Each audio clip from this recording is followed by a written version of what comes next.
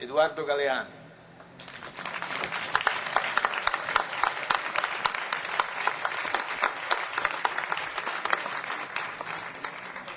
Hola, buenas noches a todos.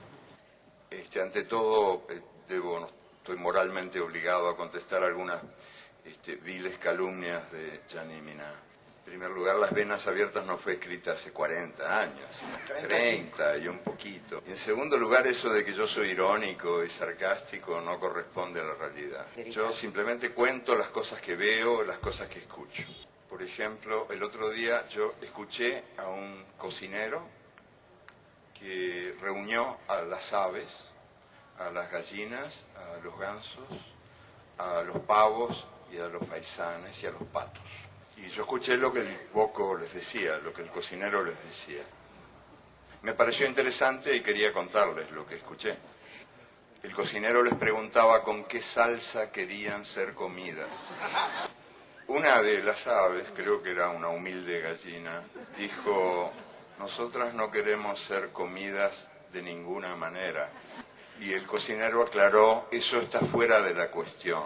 Me pareció interesante esa reunión porque es una metáfora del mundo. El mundo está organizado de tal manera que tenemos el derecho de elegir la salsa con la que seremos comidos.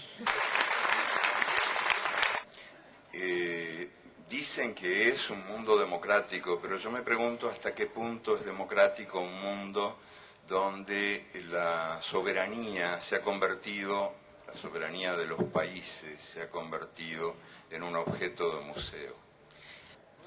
Por ejemplo, por citar ejemplos concretos que me parece útil aportar, el organismo que gobierna a los gobiernos en el mundo de hoy, el Fondo Monetario Internacional, está dirigido por 5 países y da las órdenes a casi todos los países del mundo, salvo los países que dan las órdenes.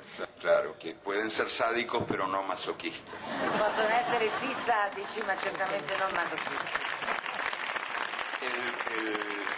El Banco Mundial es más democrático y hay que reconocerlo y dejar constancia aquí de esa gran diferencia.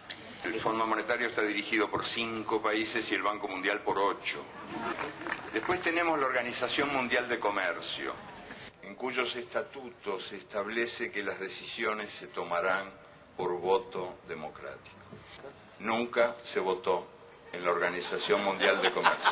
Nell'Organizzazione Mondiale del Commercio Nunca. non si è mai votato. Ni una sola vez. Se utiliza el principio stalinista de la aclamación. Las resoluciones se toman por aclamación. Votó el organismo anterior, que se llamaba GATT, votó una vez. No fue una buena experiencia, no se repitió. Nunca se repitió. Entonces, ¿podemos hablar de un mundo democráticamente organizado cuando el mundo depende de 3 organismos no democráticos que toman las decisiones en lugar de la humanidad?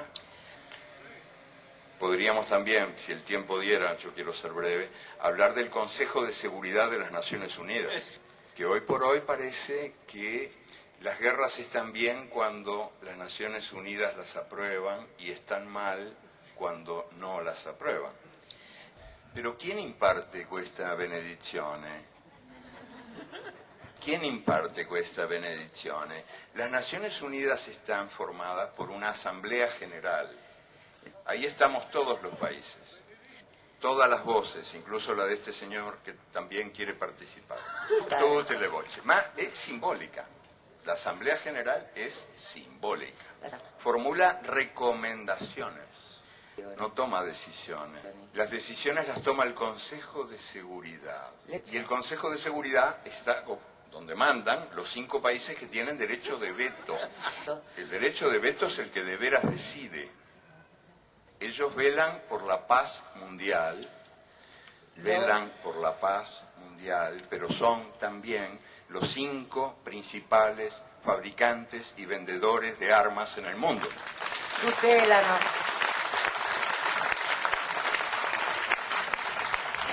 Claro, Estados Unidos, Inglaterra, Francia, Rusia y China. Los 5 principales fabricantes de armas en el mundo son los que tienen a su cargo nuestra paz. Así nos va. Claro, o sea, hacen el negocio de la guerra, pero venden la paz también. ¿Dónde? ¿Cómo? A través, sobre todo, de los grandes medios de comunicación, que reproduce el sistema de poder en el mundo y que toman examen de democracia a cada país. Son grandes medios de comunicación que confunden la libertad de expresión con la libertad de presión y que han sido definidos con mano maestra por algún anónimo que en un muro escribió: nos mean y los diarios dicen llueve.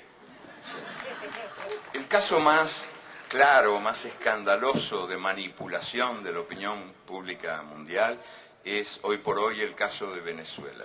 En el teatro, en el gran teatro del bien y del mal, hay una distribución de funciones entre los ángeles y los demonios. Y Hugo Chávez es uno de los principales demonios. Es un dictador desde el punto de vista de las fábricas de la opinión pública mundial. Hugo Chávez es un dictador, es un extraño dictador, sin embargo.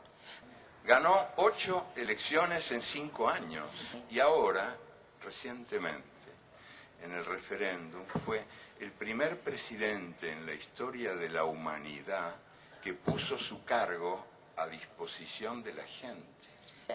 Y ganó 6-4, 60% contra 40%, en unas elecciones a las que yo asistí como observador.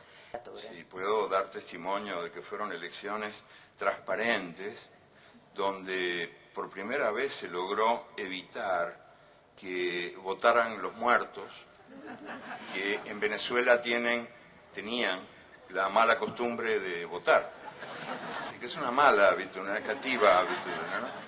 Y también se logró evitar que cada persona votara varias veces, por el mal de Parkinson, que mucha gente ponía muchas veces votos en las urnas, ¿no? La misma persona.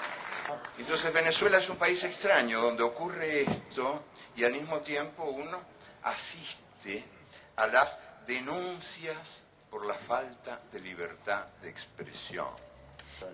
Uno enciende la televisión y en la pantalla de la televisión hay un señor que dice: aquí no hay libertad de expresión. Y uno enciende la radio y en la radio hay una voz que clama: aquí no hay libertad de expresión.